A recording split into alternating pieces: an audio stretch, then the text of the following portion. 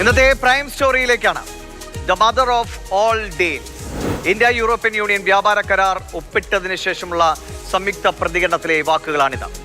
180 billion യൂറോയുടെ കരാർ എല്ലാ അർത്ഥത്തിലും എല്ലാ കരാറുകളുടെയും മാതാവ് തന്നെ. ലോക ജനസംഖ്യയുടെ 25% ഗുണകരമാകുന്ന കരാറാണിത്. ഇന്നത്തെ പ്രൈം സ്റ്റോറി നേട്ടങ്ങളുടെ വമ്പൻ. ഇന്ത്യയിലെ സംസ്ഥാനങ്ങൾക്ക് 6.4 ലക്ഷം കോടിയുടെ കയറ്റുമതി സാധ്യതയാണ് ഇന്ത്യ യൂറോപ്യൻ യൂണിയൻ കരാർ സൃഷ്ടിക്കുക. അവസരങ്ങളുടെ ഭൂമിയാണ് ഇന്ത്യയെന്ന് കരാർ ഒപ്പിട്ടതിനു ശേഷം പ്രധാനമന്ത്രി നരേന്ദ്രമോദി പറഞ്ഞു.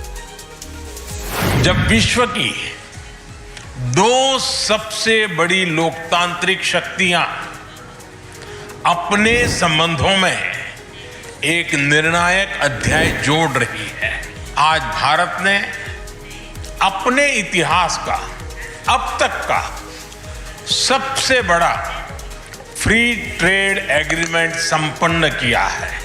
ये सुखद संयोग है कि आज ही के दिन यूरोपियन यूनियन के 27 देशों के साथ भारत ये एफटीए कर रहा है.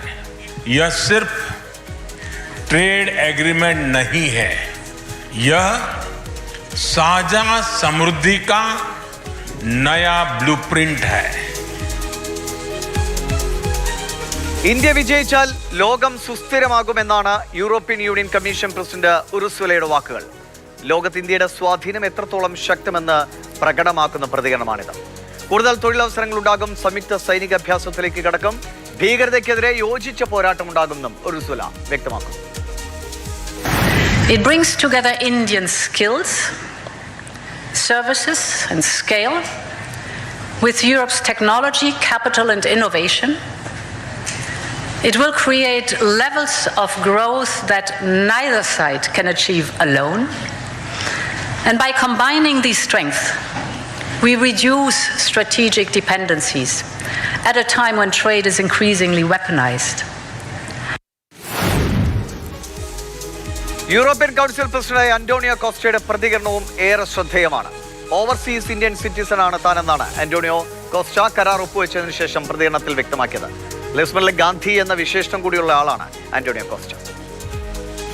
I'm the president of the European Council, but I'm also an overseas Indian citizen.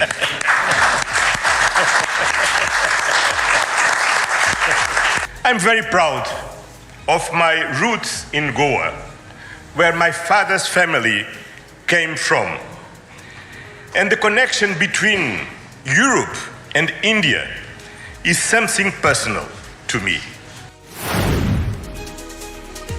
ഇനി ഈ കരാർ ഇന്ത്യയും യൂറോപ്യൻ യൂണിയനും ഒപ്പുവെച്ച ഈ കരാർ എങ്ങനെയാണ് നമ്മുടെ സാമ്പത്തിക മേഖലയ്ക്ക് ഗുണം ചെയ്യുന്നത് എന്ന് വേഗത്തിൽ നോക്കാം. ഒട്ടേറെ മേഖലകളിൽ ഈ കരാർ വലിയ സാധ്യതകളാണ് രാജ്യത്തെ എല്ലാ സംസ്ഥാനങ്ങൾക്കും തുറന്നു കൊടുക്കുന്നത്. അതിൽ ഏതൊക്കെ മേഖല എന്നാണ് നമ്മൾ ആദ്യം നോക്കുന്നത്. ടെക്സ്റ്റൈൽസ്, നമുക്കറിയാം തുണിത്തരങ്ങളുടെ മേഖലയിൽ ഇന്ത്യക്ക് വലിയ സാധ്യതകളുണ്ട്. യൂറോപ്യൻ യൂണിയൻ ഈ വ്യാപാര കരാറിലൂടെ വലിയ അളവിൽ ലോക രാജ്യങ്ങളുടെ അല്ലെങ്കിൽ ലോകത്തെ ജനസംഖ്യയുടെ 25% ഗുണം ചെയ്യും. നമുക്കറിയാം 120-140 കോടിയോളം അടുത്തുള്ള ഇന്ത്യൻ ജനസംഖ്യ, 45 കോടിയിലധികമുള്ള യൂറോപ്യൻ ജനസംഖ്യ, അങ്ങനെ 200 കോടിയിലധികം ആളുകളിലേക്കാണ് ഈ കരാറിൻ്റെ ഗുണം ചെല്ലാൻ പോകുന്നത്. ഇനി ഏതൊക്കെ മേഖലകളിലാണ് ഈ കരാറിലൂടെ കൂടുതൽ വിപണന സാധ്യതകൾ തുറന്നു കിട്ടുന്നത് എന്ന് നോക്കാം. അതിലാദ്യം തീർച്ചയായും തുണി ഉൽപ്പന്നങ്ങൾ, ടെക്സ്റ്റൈൽസ് മേഖല, ഒപ്പം എഞ്ചിനീയറിംഗ് ഗുഡ്സ്, മരുന്ന് ഉൽപ്പാദന രംഗത്ത് ലോകത്തെ തന്നെ ഏറ്റവും പ്രധാനപ്പെട്ട രാജ്യങ്ങളൊന്നാണ് നമ്മുടെ രാജ്യമെന്ന് എല്ലാവർക്കും അറിയാം. ഈ കോവിഡ് കാലം അടക്കം നമുക്കത് വലിയ സാധ്യതകൾ ആ നിലയിൽ ഉപയോഗപ്പെടുത്താൻ കഴിയുകയും ചെയ്തിട്ടുണ്ട്. ഒപ്പം മറൈൻ ഉൽപ്പന്നങ്ങൾ, ഇലക്ട്രോണിക്സ്, ആഭരണ മേഖല, ലെതർ, ചെരുപ്പ്, പ്ലാസ്റ്റിക്, അങ്ങനെ വ്യത്യസ്തങ്ങളായ സാധാരണ വളരെ ചെറിയ തോതിൽ മുതൽ വലിയ തോതിൽ വരെയുള്ള സംരംഭങ്ങൾക്ക് വഴി തുറക്കുന്ന ഒരു കരാറാണ്. അവർക്ക് കൂടുതൽ വിപണന സാധ്യത തുറന്നു കിട്ടുന്ന കരാറാണ് ഇത് എന്നതാണ്. മറ്റ് വിഭാഗങ്ങൾ കൂടി നോക്കാം. ഈ പ്ലാസ്റ്റിക് അടക്കമുള്ള ഉൽപ്പന്നങ്ങൾക്ക് ശേഷം റബ്ബർ, തേയില, സുഗന്ധദ്രവ്യങ്ങൾ, ഫർണിച്ചർ, കരകൗശലം, അങ്ങനെ വലിയ ഒരു നിരയാണ്. മിനറൽസ്, കാർഷിക ഉൽപ്പന്നങ്ങൾ, ഇതിലൂടെയെല്ലാം നമുക്ക് വലിയ സാധ്യതകൾ തുറന്നു കിട്ടുമ്പോൾ കേരളത്തെ സംബന്ധിച്ച് പ്രത്യേകം എടുത്തു പറയണം. നമുക്കറിയാം തേയിലയും സുഗന്ധദ്രവ്യങ്ങളുടെയും ഒക്കെ നാട് തന്നെ, പ്രത്യേകിച്ചും സുഗന്ധദ്രവ്യങ്ങളുടെ നാടാണ് നമ്മുടെ കേരളം. കേരളത്തിന് ആ നിലയ്ക്ക് യൂറോപ്യൻ യൂണിയനിലെ 27 രാജ്യങ്ങളുടെ വിപണി നമുക്ക് വേണ്ടി തുറന്നു കിട്ടുന്നു എന്നതാണ് ഏറ്റവും പ്രധാനപ്പെട്ട കാര്യം.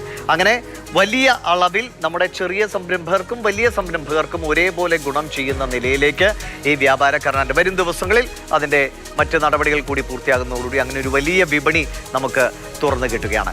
ഇനി എങ്ങനെയൊക്കെയാണ് ഇത് സാമ്പത്തികമായും ഒപ്പം തന്നെ രാഷ്ട്രീയമായും? നമുക്കറിയാം, ഇന്ത്യ വികസിക്കുന്നു എന്ന് പറയുമ്പോൾ അല്ലെങ്കിൽ ഇന്ത്യ സുസ്ഥിരമാകുന്നു എന്ന് പറയുമ്പോൾ അത് ലോകത്തിനാണ് അതിൻ്റെ ഗുണം എന്നാണ് യൂറോപ്യൻ യൂണിയൻ പ്രതിനിധി പറഞ്ഞത്. അത് ഇന്ത്യയുടെ ഒരു പ്രാധാന്യം വെളിവാക്കുന്നതാണ്. അപ്പോൾ പി ബസന്ത് പറയും. ബസന്ത്, എങ്ങനെയാണ് ഇത്രയും വലിയ കരാർ, ലോകത്തെ തന്നെ ഏറ്റവും വലിയ കരാറുകൾ ഒന്നായി തന്നെ വിശേഷിപ്പിക്കപ്പെടുന്നു, അത് സാമ്പത്തിക രംഗത്ത് രാജ്യത്തിന് ഉണ്ടാക്കാൻ പോകുന്ന വരും വർഷങ്ങളിൽ ഉണ്ടാക്കാൻ പോകുന്ന ഒരു കുതിച്ചുചാട്ടം എങ്ങനെയാണ്? ഒപ്പം ഒരു ജിയോ പൊളിറ്റിക്സിൽ ഇന്ത്യയുടെ ഒരു സാന്നിധ്യം കുറച്ചുകൂടി ശക്തമാക്കാനും ഉതകില്ലേ? ദിവിഷ, ഇത് കാണേണ്ടത് ഒരു ആഗോള തലത്തിൽ തന്നെയാണ്. അതായത് ഇന്ത്യക്ക് മേൽ 50% തീരുവ ഏർപ്പെടുത്തിയ അമേരിക്കയ്ക്ക് നേരെയുള്ള ഒരു വിരൽ തന്നെയാണ് ഇപ്പോൾ ഇന്ത്യ ഈ യൂറോപ്യൻ യൂണിയനുമായി ഒപ്പുവെച്ച ഈ വ്യാപാര കരാറിനെ നമുക്ക് നോക്കിക്കാണേണ്ടത്. അതായത് ഇന്ത്യക്ക് നേരെ വലിയ തോതിലുള്ള ഒരു ഉപരോധം ഏർപ്പെടുത്തുമ്പോൾ നമുക്ക് മറ്റൊരു കമ്പോളം തുറന്നു നൽകാൻ തയ്യാറായി ഒരു ലോകം മുന്നിലുണ്ട് എന്നുള്ളൊരു സന്ദേശം തന്നെയാണ് നമ്മൾ ഇതിലൂടെ നൽകുന്നത്. അതായത് ലോകത്തിലെ 1/3 വ്യാപാരം നടക്കുന്ന സ്ഥലമാണ് ഈ പറയുന്ന യൂറോപ്യൻ മേഖല. ആ യൂറോപ്യൻ കമ്പോളത്തിലേക്ക് ഇന്ത്യയുടെ ഉൽപ്പന്നങ്ങൾ എത്തിക്കുന്നു, ഇന്ത്യയുടെ സേവനങ്ങൾ എത്തിക്കുന്നു എന്നുള്ളതാണ് ഇതിൽ ഏറ്റവും ശ്രദ്ധേയമായിട്ടുള്ളൊരു കാര്യം. പ്രധാനമന്ത്രി നരേന്ദ്രമോദി തന്നെ പറഞ്ഞത് അതാണ്. ഇത് സമൃദ്ധിയുടെ ഒരു ബ്ലൂ പ്രിൻ്റാണ് എന്നാണ് പ്രധാനമന്ത്രി പറഞ്ഞത്. അതേസമയം നേരത്തെ ദുവീഷ് പറഞ്ഞ പോലെ യൂറോപ്യൻ കമ്മീഷൻ്റെ പ്രസിഡന്റ് ഉർസുല പറഞ്ഞത് ഇന്ത്യ ശക്തമായാൽ ലോകം ശക്തമാകും എന്ന് തന്നെയാണ്.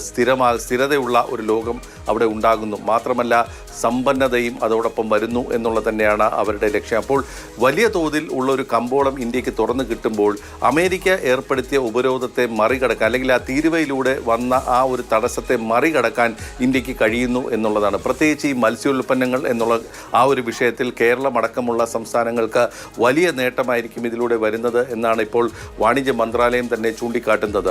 തേയില അടക്കമുള്ള ഉൽപ്പന്നങ്ങളുടെ കയറ്റുമതി കൂടുന്നു, അതോടൊപ്പം തന്നെ മരുന്നുകളുടെ ഉൽപ്പന്നങ്ങളുടെ അതിൻ്റെ കയറ്റുമതി കൂടുന്നു, മെഡിക്കൽ ഉപകരണങ്ങളുടെ കയറ്റുമതി കൂടുന്നു. ഇവയെല്ലാം തന്നെ കേരളം അടക്കമുള്ള സംസ്ഥാനങ്ങൾ. അപ്പോൾ സംസ്ഥാനം തിരിച്ച് ഏതെല്ലാം മേഖലകൾക്കാണ് ഗുണം എന്നുള്ളത് പോലും വാണിജ്യ മന്ത്രാലയം കൃത്യമായ കണക്കുകൾ ഇപ്പോൾ വന്നിട്ടുണ്ട്. ഇപ്പോൾ പ്രത്യേകിച്ചും ഈ ഷ്രിമ്പ് അല്ലെങ്കിൽ ചെമ്മീൻ്റെ കയറ്റുമതി ഏറ്റവും കൂടുതൽ ബാധിച്ചിരിക്കുന്ന ഒരു സംസ്ഥാനമാണ് കേരളം. കാരണം അമേരിക്കയിലേക്കാണ് സാധാരണയായി ചെമ്മീൻ കയറ്റുമതി വലിയ തോതിലുള്ളത്. ഇത് കയറ്റി ഫ്രീസറിലിരിക്കുന്ന സാധനങ്ങൾ വിൽക്കാൻ പോലും കഴിയാത്ത ഒരു പ്രശ്നമുണ്ടായപ്പോഴാണ് ഇന്ത്യ വലിയ തോതിലുള്ള ഇത്തരത്തിലുള്ള വ്യാപാര കരാറുകളിലേക്ക് നീങ്ങിയത്. റഷ്യ അടക്കമുള്ള സ്ഥലങ്ങളിലേക്ക് ചെമ്മീൻ കയറ്റുമതി അടക്കമുള്ള വിഷയങ്ങൾ കഴിഞ്ഞ മാസം പുടിൻ വന്നപ്പോൾ അത് ചർച്ചയായിരുന്നു. അതിൽ കരാറായിട്ടുണ്ട്. ഇപ്പോൾ 4 രാജ്യങ്ങളുമായിട്ടുള്ള കരാർ വെച്ചിരിക്കുന്നു. അമേരിക്കയിൽ ഈ 50% തീരുവയ്ക്ക് പുറമെ ചെമ്മീന് മേൽ ലൂസിയാന സംസ്ഥാനത്ത് 40% തീരുവ കൂടി, അതായത് 90% തീരുവ ഏർപ്പെടുത്തണം ഇന്ത്യയിൽ നിന്നുള്ള ഷ്രിമ്പുകളുടെ കാര്യം അല്ലെങ്കിൽ ചെമ്മീൻ്റെ കാര്യത്തിൽ എന്നുള്ള തരത്തിലുള്ള നിയമനിർമ്മാണത്തിന് പോലും തയ്യാറെടുക്കുന്ന ഒരു സാഹചര്യത്തിലാണ് ഇന്ത്യ പുതിയ കമ്പോളങ്ങൾ കണ്ടെത്തുന്നത്. ഇന്ത്യയിലെ വ്യാപാരത്തിന്, ഇന്ത്യയിലെ വ്യവസായികൾക്ക്, ഇന്ത്യയിലെ വിദ്യാർത്ഥികൾക്ക്, ഇന്ത്യയിലെ തൊഴിലാളികൾക്ക്, ഇന്ത്യയിലെ പ്രൊഫഷണലുകൾക്ക്, ഇവർക്കെല്ലാവർക്കും വലിയ തോതിലുള്ള സാധ്യതകളാണ് ഇപ്പോൾ യൂറോപ്യൻ യൂണിയൻ തുറന്നു വെക്കുന്നത്. അതായത് ഈ ലേബർ മൊബിലിറ്റി എന്ന് പറഞ്ഞ് ഉദ്ദേശിക്കുന്ന അതാണ്. വിദ്യാർത്ഥികൾ, നൈപുണ്യ വികസനം നേടിയിട്ടുള്ള തൊഴിലാളികൾ, അതോടൊപ്പം തന്നെ പ്രൊഫഷണലുകൾ, ഇവർക്ക് നിയമവിധേയമായ മാർഗത്തിലൂടെ അവിടെ ചെല്ലാനും ജോലി ചെയ്യാനും കഴിയുന്ന ഒരു സാഹചര്യം സൃഷ്ടിക്കുന്നു ഈ കരാറിലൂടെ എന്നുള്ളതാണ് ഒന്ന്. മറ്റൊന്ന്, ഗവേഷണവുമായി ബന്ധപ്പെട്ട ഒരു പ്രത്യേക കരാർ തന്നെ ഉണ്ടായിട്ടുണ്ട്. അത് ഇവിടുത്തെ വിദ്യാർത്ഥികൾക്ക് ഗുണം ചെയ്യുന്നൊരു കാര്യമാണ്. മെഡിക്കൽ വിദ്യാർത്ഥികളുടെ കാര്യത്തിൽ ഇപ്പോൾ സൂചിപ്പിക്കപ്പെടുന്നത് അവിടെ പഠനം പൂർത്തിയാക്കിയാൽ തന്നെ 1 കൊല്ലത്തിനുള്ളിൽ തന്നെ അവിടെ ജോലി നേടാനുള്ള ഒരു സൗകര്യം, ഒരു അവസരം കൂടി ഈ കരാറിലൂടെ ഉണ്ടാകുന്നു എന്നുള്ളതാണ് ചൂണ്ടിക്കാണിക്കപ്പെടുന്നത്. അപ്പോൾ ആ നോക്കുകയാണെങ്കിൽ നമ്മൾ ഇന്ത്യയിലെ ഈ പറയുന്ന ഉൽപ്പന്നങ്ങൾക്ക് പുതിയൊരു മാർക്കറ്റ് കണ്ടെത്തുന്ന ഒരു വലിയ ഒരു കരാർ തന്നെയാണ്. അതുകൊണ്ട് തന്നെയാണ് പ്രധാനമന്ത്രി ഇതിനെ പറഞ്ഞത് മദർ ഓഫ് ഓൾ ഡീൽസ് എന്ന്. സുരേഷ്, പി ബസന്താണ് വിവരങ്ങൾ നൽകിയത്. കൃത്യമാണ് എങ്ങനെയാണ് രാജ്യത്തിന്റെ സാമ്പത്തിക രംഗത്തെ ഇത് വരും ദിവസങ്ങളിൽ കൂടുതൽ ഉയരങ്ങളിലേക്ക് എത്തിക്കുക എന്ന്. പക്ഷേ ഇതൊന്നും ഒരാൾക്ക് അത്ര ഇഷ്ടപ്പെടുന്നില്ല എന്ന് വ്യക്തമാണ്. അത് സാക്ഷാൽ ഡൊണാൾഡ് ട്രംപ് തന്നെയാണ്. റഷ്യയെ സഹായിക്കുന്ന ഇന്ത്യയുമായാണ് യൂറോപ്പ് കരാർ ഏർപ്പെടുന്നത് എന്നാണ് ട്രംപിന്റെ ക്യാമ്പിൽ നിന്നുള്ള ആദ്യ വിമർശനം. യൂറോപ്പിനെതിരായ യുദ്ധത്തിന് അവർ തന്നെ പണം നൽകുന്നു എന്നാണ് അമേരിക്ക പറയുന്നത്. ഇനിയും കൂടുതൽ പ്രതികരണങ്ങൾ പ്രതീക്ഷിക്കാം. എന്നാൽ ഇന്ത്യ കൃത്യമായ നിലപാടുകൾ എടുത്ത് മുന്നോട്ട് പോവുകയാണ്. അമേരിക്ക ഒരു വഴി അടച്ചപ്പോൾ അതിലും വലിയ വഴി നമ്മൾ വെട്ടിത്തുറന്നിരിക്കുകയാണ്. പിന്നെ വെളിവും വെള്ളിയാഴ്ചയും ഇല്ല എന്ന തലത്തിലേക്ക് ട്രംപിന്റെ തീരുമാനങ്ങളും പ്രഖ്യാപനങ്ങളും ഒക്കെ തരം താഴ്ന്നു പോകുന്ന കഴിഞ്ഞ കുറേ നാളുകളായി നമ്മൾ കാണുന്നുണ്ട്. അതുകൊണ്ട് കരാറിനോടുള്ള അമേരിക്കൻ നിലപാട് കാര്യമായ ചലനം ഉണ്ടാക്കാനും സാധ്യതയില്ല.